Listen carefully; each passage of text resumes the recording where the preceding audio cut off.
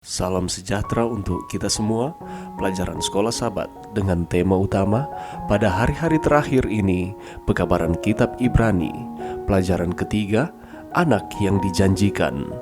Minggu 9 Januari di hari-hari terakhir ini. Paragraf pertama Ibrani mengungkapkan bahwa Paulus percaya dia hidup di hari-hari terakhir. Kitab suci menggunakan dua ekspresi tentang masa depan yang memiliki arti berbeda. Para nabi menggunakan ungkapan kemudian hari atau hari-hari yang terakhir untuk berbicara tentang masa depan secara umum. Nabi Daniel menggunakan ungkapan kedua, akhir zaman, untuk berbicara lebih spesifik tentang hari-hari terakhir sejarah bumi. Bacalah Bilangan 24 ayat 14-19 dan Yesaya 2 ayat 2 dan 3. Apa yang Allah janjikan akan Dia lakukan bagi umatnya di hari-hari terakhir? Beberapa nabi perjanjian lama mengumumkan bahwa di akhir zaman Allah akan membangkitkan seorang raja yang akan menghancurkan musuh umatnya dan yang akan menarik bangsa-bangsa ke Israel. Paulus berkata bahwa janji-janji ini digenapi di dalam Yesus. Dia mengalahkan iblis dan menarik semua bangsa kepada dirinya. Dalam pengertian ini, hari-hari terakhir telah dimulai karena Yesus telah menggenapi janji Allah.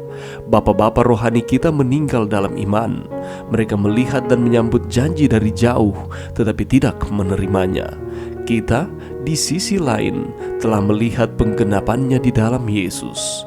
Mari kita pikirkan sejenak tentang janji Allah dan Yesus. Bapa berjanji bahwa Dia akan membangkitkan anak-anaknya. Berita baiknya adalah bahwa Dia memprakarsai kebangkitan anak-anaknya oleh kebangkitan Yesus. Bapa juga menjanjikan ciptaan baru. Dia telah mulai memenuhi janji itu dengan menciptakan kehidupan spiritual baru di dalam kita. Dia berjanji bahwa Dia akan menegakkan kerajaan terakhirnya. Dia meresmikan kerajaan itu dengan membebaskan kita dari kuasa iblis dan menempatkan Yesus sebagai penguasa kita. Namun, ini hanya permulaan. Apa yang Bapa mulai lakukan dalam kedatangan Yesus yang pertama, Dia akan selesaikan pada kedatangan yang kedua. Lihatlah semua janji yang Allah penuhi di masa lalu. Bagaimana ini seharusnya membantu kita untuk mempercayai untuk janji-janji yang belum digenapi? Pelajaran yang bisa kita dapatkan pada saat ini, para penulis Kristen yang mula-mula percaya bahwa hari-hari terakhir telah tiba dan itu akan mencapai puncaknya pada kedatangannya yang kedua. Itulah sebabnya mengapa Paulus berkata, maka pada zaman akhir ini Ia telah berbicara kepada kita dengan perantaraan anaknya. Demikian pula ketika Petrus dan murid-murid lainnya dituduh mabuk pada hari Pentakosta oleh karena kecurahan Roh Kudus, Petrus menyatakan bahwa mujizat berbahasa roh adalah penggenapan nubuat akan terjadi pada hari-hari terakhir. Demikianlah firman Allah, bahwa aku akan mencurahkan rohku ke atas semua manusia, maka anak-anakmu laki-laki dan perempuan akan bernubuat. Nubuat Yoel pasal 2 terjadi pada awal hari-hari terakhir.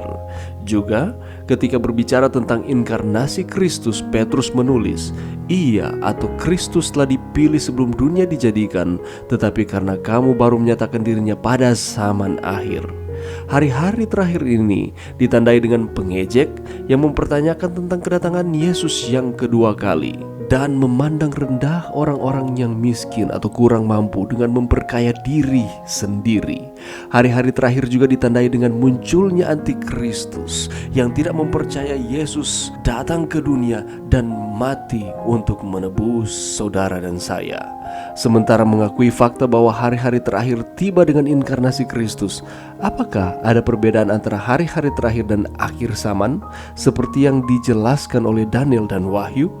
Pertimbangkan nubuatan waktu 2300 petang dan pagi di dalam Daniel 8 ayat 14. Nubuatan kali ini membentangkan jauh melampaui hari-hari Kristus, dan nubuatan lain masih memiliki beberapa peristiwa yang luar biasa dari sudut pandang waktu kita, seperti 7 tulah terakhir menjelang kedatangan Tuhan.